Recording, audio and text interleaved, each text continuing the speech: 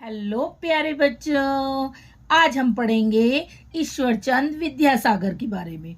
उनका संदेश था कि व्यक्ति सदैव कर्म से महान होता है, वस्त्र, रूप, रंग तथा ताकत से नहीं। तो चलिए उनके जीवन के बारे में हम पढ़ते हैं। ईश्वरचंद विद्यासागर बचपन से ही बड़े चंचल और कुशाग्र और कुशाग्र बुद्धि के थे। उनका जन्म एक निर्धन परिवार में हुआ था। उनके पिता का नाम ठाकुरदास और माता का नाम भगवती था। ईश्वरचंद्र विद्यासागर ने अपनी प्रारंभिक पढ़ाई केवल 3 वर्ष में ही पूरी कर ली थी। अंग्रेजी शिक्षा प्राप्त करने के लिए उन्हें कोलकाता जाना था। कोलकाता उनके गांव वीर सिंघा से 60 मील दूर था। वे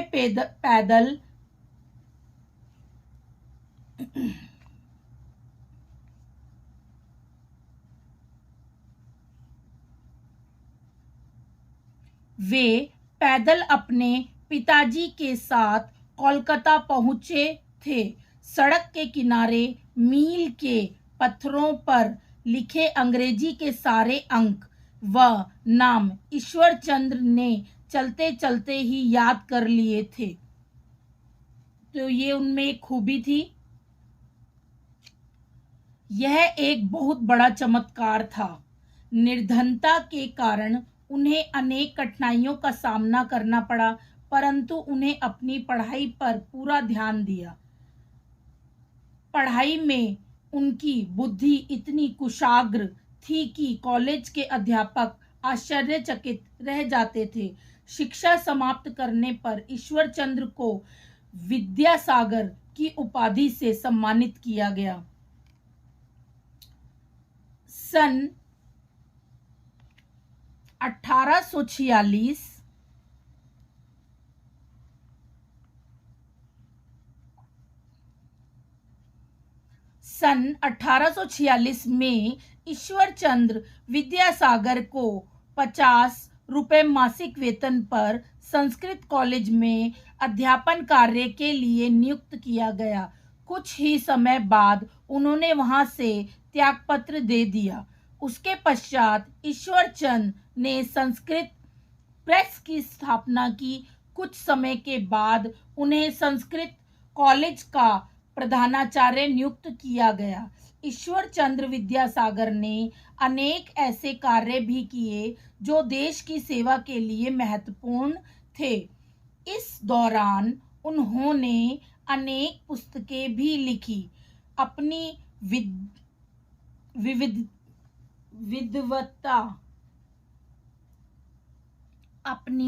विद्वत्ता और देश व समाज के कार्यों से ईश्वरचंद्र विद्यासागर दूर दूर तक प्रसिद्ध हो गए। एक बार एक सज्जन ईश्वरचंद्र विद्यासागर से मिलने आ रहे थे। उन्होंने पहले कभी भी ईश्वरचंद्र विद्यासागर को नहीं देखा था। बंगाल के एक छोटे से रेलवे स्टेशन पर गाड़ी आकर रुकी। प्रातः 5 बजे का समय था। लोग गाड़ी पर चढ़ने उतरने लगे, परंतु वह सज्जन डिब्बे के दरवाजे पर खड़ा कुली कुली की आवाज लगा रहा था। उसने बहुत देर तक इधर उधर नजर दौड़ाई, लेकिन कोई कुली दिखाई नहीं दिया। स्टेशन छोटा था, अतः गाड़ी वहां पर थोड़ी देर के लिए ही रुकती थी। गार्ड ने हरी झंडी दिखाई, तब वह व्यक्ति जल्दी से सूटकेस लेकर नीचे उतरा। संयोग से ईश्वरचंद्र विद्यासागर उस समय स्टेशन पर उपस्थित थे। उन्होंने तुरंत सज्जन के पास जाकर पूछा, आपको कहाँ जाना है? सज्जन ने उतावलेपन से कहा, अरे तुम अब तक कहाँ थे? उठाओ सामान, जल्दी चलो, देर हो रही है। मुझे ईश्वरचंद्र विद्यासागर जी के घर जाना है। उस आदमी ने सूटकेस उठाकर सिर पर रख लिया और कहा, चलिए मैं आपको पहुंचा देता हूं। विद्वान सज्जन सूट बूट पहने हुए थे। और ईश्वरचंद विद्यासागर बिल्कुल सादे कपड़ों में थे। थोड़ी ही दूर चलकर एक घर आया, जिसके बरामदे में उन्होंने जाकर सूटकेस रख दिया।